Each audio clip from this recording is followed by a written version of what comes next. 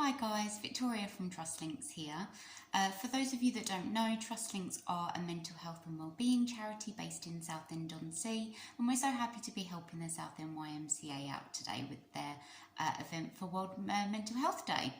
So in this video, I am going to be giving you an A to Z guide of positive wellbeing. Now I've chosen something for every letter, but there are plenty of other things out there to make you feel good, so you might even want to go away and try doing your own. J is for journaling. Journaling can help to clear your head. It's a way to express yourself that gives you a space to get your thoughts and feelings out and really start to understand them. The act of writing accesses the left part of your brain, which is the logical and rational part of your brain. So that's really helpful when you're experiencing anxiety or low mood, because it helps you to make sense of how you're feeling. And while the left-hand side of your brain is occupied with the writing, the right-hand side of your brain is free to be creative. Journaling can help you to know yourself better, because in regularly writing down your thoughts, your feelings, your experiences, you'll start to recognise patterns in the way that you feel and behave. You'll start to learn what makes you happy, what your challenges are, and how best to overcome them. K is for kindness, being kind to yourself first and foremost, being kind to others, just general kindness here. The world needs more of it. It costs nothing and can make someone's day, and it only has to take a minute. You could let someone go in front of you in a queue, you could smile at a stranger, you could call a friend that you know has been struggling, you could make your partner a cup of tea in the morning, or your mum a cup of tea in the morning. Being kind and showing kindness has a really positive effect on our mental health.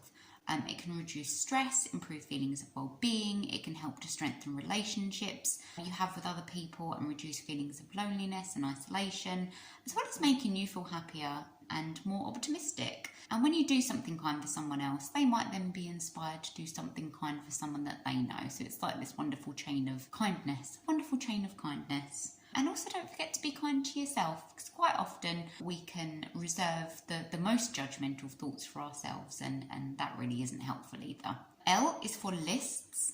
This really helps me get through my days, actually. It helps me to get my thoughts out of my head. When my to-do lists are on paper, I can actually focus on doing them rather than them constantly whirring around in my brain. And it feels pretty satisfying to tick them off too. But then there are days where, when that feels too much, and then maybe you could write a list of the things that you have achieved, because actually, usually we get a lot more done than we think we do, and we do stuff just without even really thinking of it. So if you're having a day where a to-do list feels like too much, write a list of things that you've done and see how you feel. M is for make a start. Those goals that you have, those things that you want to get done, just make a start. I promise you'll feel better. The motivation comes when we make a start. I was going to do M for motivation, but I'm doing M for make a start because they're both quite closely linked. If a goal feels too big, chop it down into smaller chunks, do something little towards it, and notice how you feel. Do you feel better about this thing? Do you feel less anxious?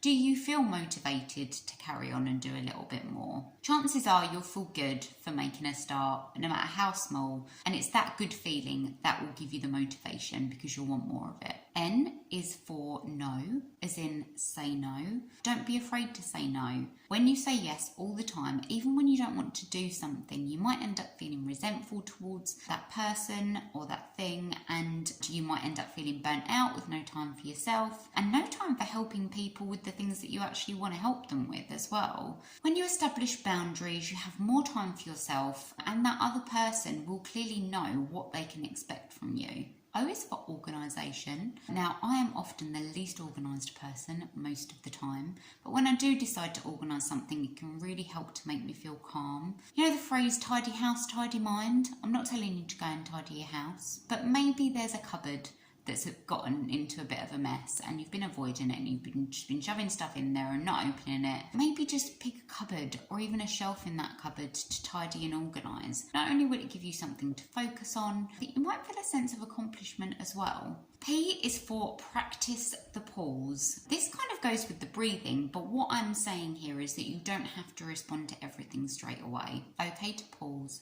Leave the room, put your phone down rather than responding straight away, or tell someone you'll get back to them on it. When things happen that trigger our emotions, sometimes we can respond reactively, maybe from a place of anger or frustration or stress, but usually not from a rational or logical or calm place. Practice the pause and put your best self forward in difficult situations. Q is for question your feelings. If you can name it, you can tame it. That's one of my favourite phrases. Try asking yourself, am I scared? Am I anxious? Am I jealous? If you can't name it, where do you feel it in your body? What colour would it be? What would it say if it could talk?